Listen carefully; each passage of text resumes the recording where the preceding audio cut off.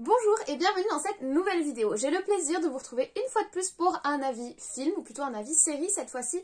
Je vais vous parler d'une production Netflix qui vient de terminer son ultime saison, dirons-nous, que j'ai binge-watché tranquillement chez moi. Alors c'est une série qui personnellement me rappelle des bons moments puisque c'est une série que j'ai découvert et regardée pendant le confinement et que j'ai adoré le confinement. À l'inverse de d'autres personnes. Mais voilà, c'est une série que j'ai regardé 2 premières saisons durant le confinement. J'attendais la 3e saison. Honnêtement, je pensais qu'il y aurait une suite, mais apparemment, ce sera la dernière. Et j'ai envie de vous en parler parce que je pense que c'est une série à côté de laquelle il faut pas passer quand on aime le genre. C'est un genre de science-fiction, mais un genre de science-fiction familiale. Donc c'est un petit peu... Franchement, elle a son propre domaine en fait, vraiment. Une sorte de petit ovni un peu bizarre, tombé de nulle part, mais que personnellement j'ai pas mal apprécié. Je vais donc vous parler de Lost in Space, ou Perdu dans l'espace, la série Netflix en 3 saisons.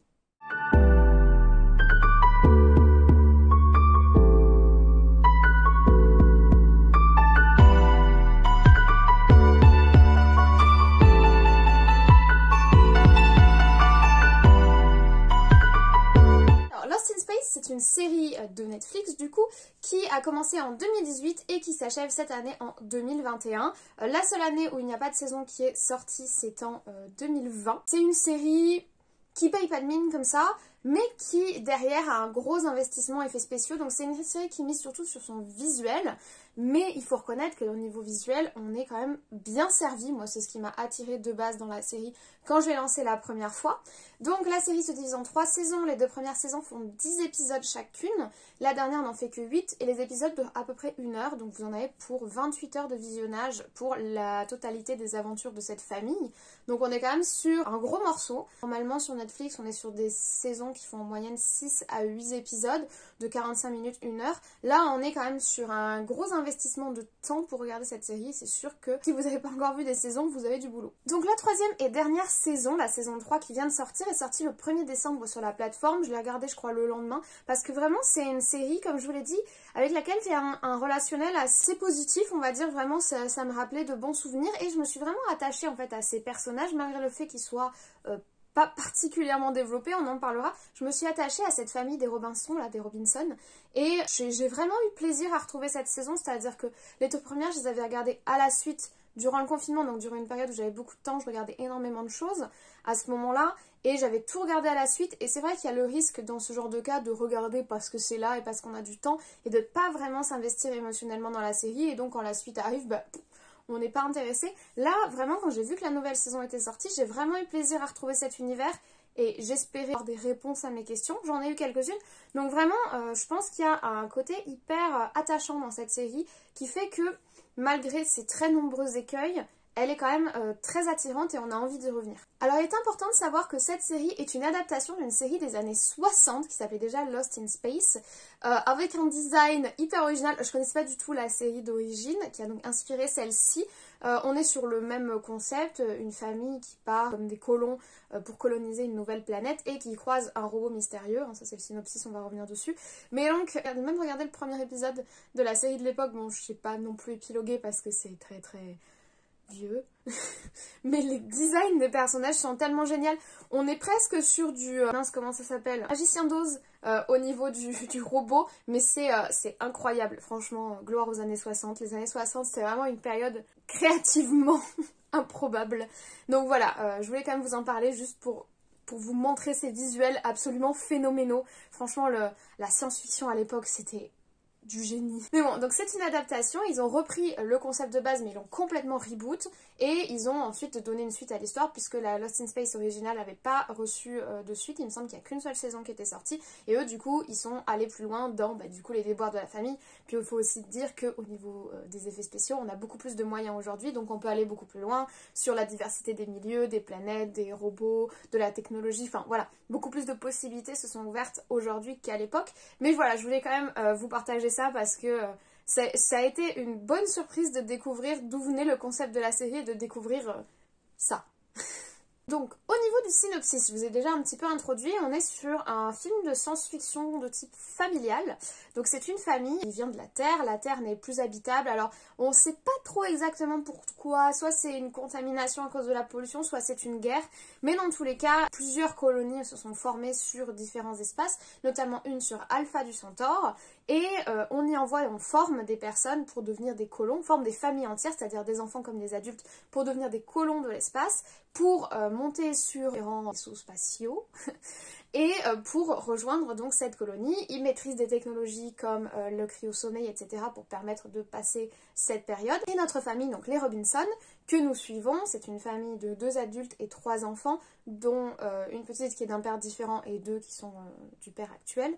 Je vous le précise parce que c'est important dans le scénario. Cette famille-là a postulé, tous les enfants ont validé les tests, les parents également, et donc ils partent pour rejoindre la colonie, et nous on va suivre leur périple qui, comme par hasard, ne va pas si bien se passer, puisque dès la première saison, dès les premiers épisodes de la première saison, leur vaisseau, le Révolution, s'écrase sur une planète gelée, et c'est là qu'ils vont faire une rencontre incroyable, enfin plutôt leur fils va faire une rencontre incroyable, un robot de l'espace, un espèce de robot pseudo-humanoïde, assez flippant, qui est en déroute sur cette planète, qui lui aussi s'est écrasé, que le petit va aider, et ce robot va devenir un petit peu le centre de leur périple et des aventures qui vont leur arriver, puisque ils ne le savent pas à ce moment-là, mais il va leur arriver énormément de choses qui vont être liées à cette espèce humanoïde. Moi, le synopsis de base, je le trouve sympa. Le concept de la colonisation spatiale, je trouve que c'est un concept vachement sous-exploité. Il y a quelques séries qui le font, mais de façon très cheap, et surtout, ils l'abordent en particulier dans quand on arrive sur place, comment on aménage la planète, comment on terraforme l'endroit où on va arriver, et très peu sur le voyage et justement la sélection familiale, les enfants, comment on sélectionne les gens, etc. Là, j'ai trouvé ça assez intéressant, honnêtement.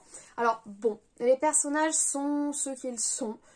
Des petits stéréotypes sur pattes, en tout cas au début. Heureusement, ils gagnent en profondeur au travers des saisons, mais bon, voilà, il y a la fille qui réussit tout, ultra brillante, parce qu'elle veut la reconnaissance de ses parents, celle qui est un peu tête en l'air et qui pense qu'à l'amour, voilà, et qui est un peu écrivaine, poète, et le petit garçon un peu hyper aventurier qui se rend pas compte vraiment des risques parce qu'il est encore jeune. Donc voilà, au niveau des enfants, on a des caractères quand même assez déterminés. Les 2 parents sont vraiment pas les personnages que j'ai trouvé les plus intéressants de l'histoire. Par contre, il y a un personnage que j'adore, mais je l'adore. C'est une femme qui est le Dr Smith. Et alors le Dr Smith, mais moi c'est mon personnage favori avec le robot.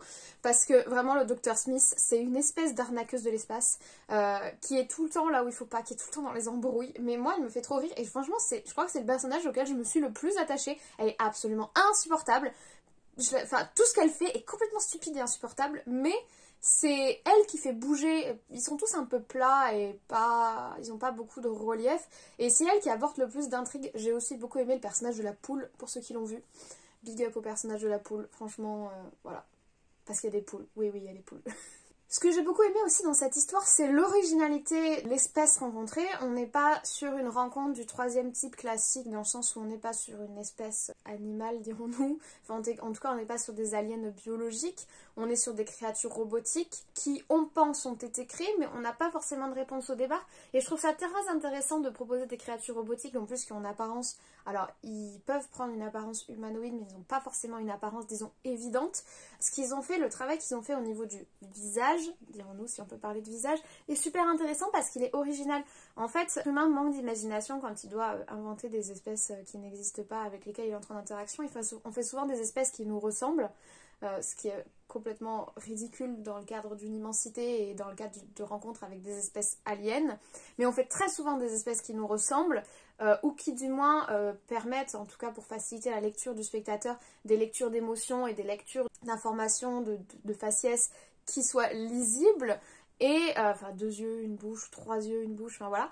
Et là, ils sont pas du tout tombés dans ce panneau-là, c'est-à-dire que vraiment au niveau du travail sur l'espèce de faciès du robot, j'ai trouvé ça vraiment original, et je l'aime beaucoup le robot parce qu'il est trop choupi et que j'en veux un, et si vous en avez en rab, chez vous, voilà. Mais j'ai trouvé que le développement de ce personnage, et ensuite ce qu'on apprend durant les autres saisons, puisque je vais pas vous spoiler ici, c'est pas le but, mais vraiment on obtient des réponses à nos questions.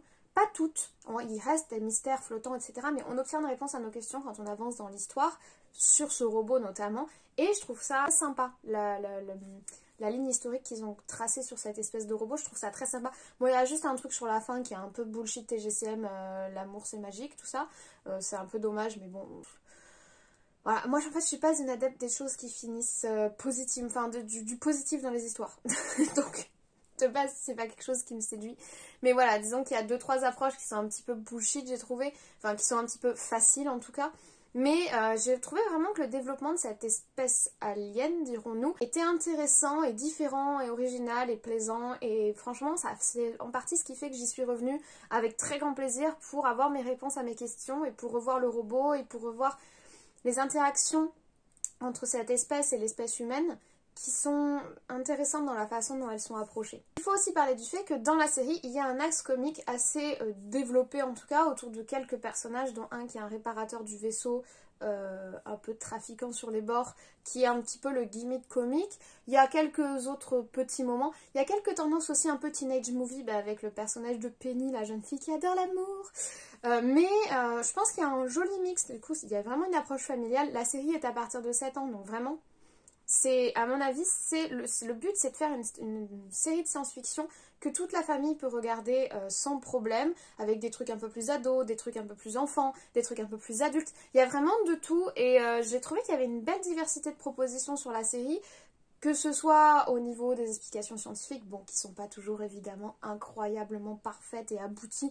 Et oui, des fois on dit ouais, c'est comme ça, regarde pas trop. Mais bon, au niveau de l'apport scientifique, au niveau de la diversité des espaces rencontrés, la diversité des problèmes proposés, le fait qu'il y ait des problèmes d'adultes, des problèmes d'enfants, histoire que ça parle un peu à tout le monde en fait. J'ai trouvé ça intéressant, le problème de la criminalité, du pardon. Évidemment, la problématique des liens familiaux. Franchement, je pense vraiment que c'est une série qui peut s'adresser à tous et qui développe plein de petits axes, plein de petites lignes. Ça part pas dans tous les sens, hein. Il y a quand même... le scénario est bien dirigé, mais il y a plein de petits détails. C'est comme un fourmillement de détails qui vont dans le même sens pour que chacun y trouve son compte. Moi, la partie love, amour d'ado, honnêtement, ça m'intéressait pas du tout. Mais voilà, il n'y en a pas trop, ce qui fait que bon, quand il y en a, ça dure 10 minutes et après tu passes à la suite. Il n'y en a pas trop, ça conduit quand même à des situations un petit peu comiques ou un petit peu improbables, ou même à des personnages qui sont critiques par rapport à ces lignes de scénario. Donc moi j'ai trouvé vraiment que c'était très équilibré au niveau des problématiques abordées. Il y a de tout pour tout le monde, tout en ayant une logique et une ligne relativement droite dans le temps large sur la série.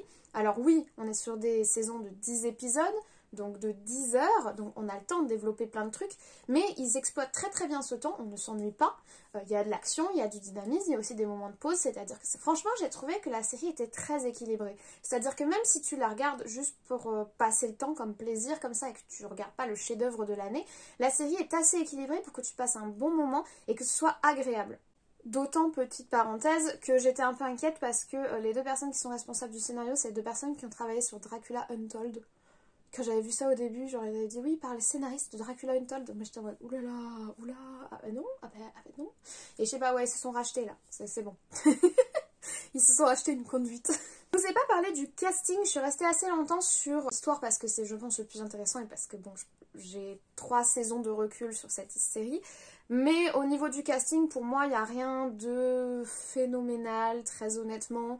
Je trouve pas qu'il y ait des acteurs qui ressortent particulièrement. Alors oui, l'actrice qui joue le personnage de Dr. Smith, qui s'appelle Parker Posey, franchement, elle, j'ai trouvé qu'elle était vraiment intéressante. Mais je pense que c'est son personnage qui est vraiment très intéressant parce que au niveau du jeu d'acteur, même au niveau des enfants, je trouve qu'il y a des acteurs qui jouent bien mieux au niveau des jeunes acteurs actuellement. Donc le petit héros est incarné par Maxwell Jenkins, juste pour vous faire un petit profil. Sa sœur Penny, celle qui est Love Teenage Amour, c'est Mina Sandwell. Et pour finir, la sœur un petit peu plus brillante, la sœur la plus... disons la plus perfectionniste. Elle est incarnée par Tyler Russell, donc voilà au niveau des enfants. J'ai pas retenu les noms des parents, mais honnêtement moi je trouve pas trouvé que les acteurs des parents étaient des acteurs assez remarquables. C'est vraiment la porte des choses, mais j'ai pas trouvé, mais même de toute façon j'ai pas trouvé qu'il y ait d'acteurs qui ressortent particulièrement, et je pense que c'est pas le sujet de la série. Le sujet de la série c'est plutôt les visuels et les effets spéciaux. Je pense que la série a dû coûter très cher. Je vais pas chercher, j'aurais dû, j'ai mal fait mon travail, mais je pense que la série a dû coûter très cher parce que les effets spéciaux sont vraiment très beaux, les fonds verts sont vraiment très beaux, c'est-à-dire que c'est vraiment bien incrusté, il y a une diversité de paysages puisque il va y avoir plusieurs, sans spoiler, il va y avoir plusieurs planètes qui vont être découvertes, plusieurs espaces. Je trouve qu'il y a une belle diversité, à chaque fois ils essayent de créer une identité. Bon alors par contre, j'espère que vous n'êtes pas trop accrochés à la notion d'atmosphère respirable pour l'être humain, parce que sachez qu'apparemment, d'après cette série, toutes les atmosphères de tout, déjà toutes les planètes ont une atmosphère, en tout cas toutes celles sur lesquelles ils s'écrasent, et toutes ces atmosphères sont respirables. Et oui, ça s'appelle la magie du tournage, parce que ce n'est pas le cas dans la réalité, mais bon, c'est comme les bruits dans l'espace, voilà, il y a des bruits dans l'espace. Pour le moment, je crois qu'il n'y a que Interstellar qui a respecté le fait qu'il n'y a pas de bruit dans l'espace, comme film, parce que là, il y a du bruit dans l'espace. Voilà, clairement. Mais bon, c'est les petites incohérences classiques de la science-fiction qui insistent plutôt sur la fiction que sur la science. On va dire ça comme ça. Mais c'est pas désagréable non plus, et puis on est habitué, enfin si vous êtes du public de la science-fiction, vous y êtes autant habitué que moi je pense. Mais en tout cas, les décors sont très très beaux, les costumes sont jolis, il y a de la recherche, il y a de la diversité. On n'est pas déçus, moi j'avais des attentes sur certaines destinations qui arrivent plutôt en fin de saison, et je suis pas déçue non plus, donc franchement, assez contente de ce côté-là. Et comme je vous dis, le design de l'espèce alien robot est très intéressante aussi. Donc franchement, j'ai trouvé ça très sympa de ce côté-là. Et je pense que c'est vraiment le point fort. Parce qu'après, les musiques sont pas ouf. Franchement, j'ai trouvé qu'il y avait un petit côté Guerre des étoiles Star Wars non assumé dans les musiques. Il y a plusieurs moments où je me dis, ah mais c'est la musique de Star Wars. Donc bon, j'aurais aimé qu'ils apportent une originalité, une identité musicale à la série en fait, qui est spécifique à la série, mais bon voilà. C'est une parenthèse, disons vraiment, je pense que le cœur de cette série c'est cet aspect familial, une histoire bien équilibrée et l'aspect visuel qui est vraiment soigné et qui est très sympa à regarder. Je pense que c'est ça le cœur de la série qu'il faut pas chercher ailleurs.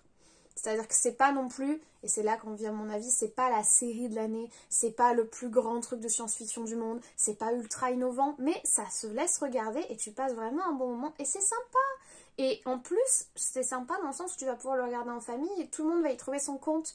La science-fiction, c'est quand même c'est un genre assez particulier, c'est pas un genre que tout le monde regarde, c'est un genre qui ennuie beaucoup de gens, enfin, en tout cas dans mon entourage. Du coup, c'est pas un genre que tu peux voir avec tout le monde. Et là, je pense vraiment que tout le monde pourrait y trouver son compte, c'est-à-dire que tu le présentes en mode on se regarde ça se passe dans l'espace, oh non encore un truc dans l'espace, tu vas dire ouais mais tu vas voir c'est sympa, il y a des trucs familiaux, il y a quand même des relations avec le personnage, donc franchement je trouve que c'est vraiment un point positif et ça apporte quelque chose. Je terminerai en vous disant que sur les 3 saisons personnellement j'ai trouvé que la plus faible c'était la seconde, je trouve que c'est celle qui apporte le plus de trucs hyper sympas dans les concepts proposés au niveau des lieux, dirons-nous, rencontrés et des problèmes rencontrés, mais j'ai trouvé que c'était celle qui avait le rythme le moins prenant, on va dire, elle a des longueurs. La 3e saison est un peu TGCM, mais je l'ai quand même trouvée très intéressante et puis elle apporte pas mal de réponses à nos questions. Et la première, où on présente la famille, où on rencontre les premières difficultés, je l'ai aussi trouvée très sympa. Donc pour moi, la plus faible, c'est la seconde. Je regrette également qu'il n'y ait que 8 épisodes dans la saison 3 et pas 10 comme les 2 autres, alors que pour le coup, il y a quelques trucs qu'ils ont speedé, ça aurait mérité au moins un épisode de plus, histoire de bien s'installer dans les problématiques nouvelles qui sont apportées et qu'il faut résoudre et de ne pas se speeder sur certains sujets. Et pour finir, il faut savoir que la saison 3 ouvre à quelque chose, voilà, elle crée une ouverture. Du coup j'ai fait quelques recherches et apparemment le réal et les scénaristes ont dit que c'était vraiment fini pour les aventures de la famille Robinson, donc famille, et qu'ils n'iraient pas plus loin de ce côté-là et que pour eux c'est clôturé, mais que par contre il y a une possibilité de spin-off avec un des personnages, si vous voyez la fin de la saison vous verrez lequel, et ça dépendra de Netflix, de la budgétisation, etc. Donc il y a une possibilité que l'univers en tout cas de la série persiste à travers ce spin-off, mais pour la famille Robinson, pour ses aventures, on en termine avec le dernier épisode, le 8e de cette saison 3.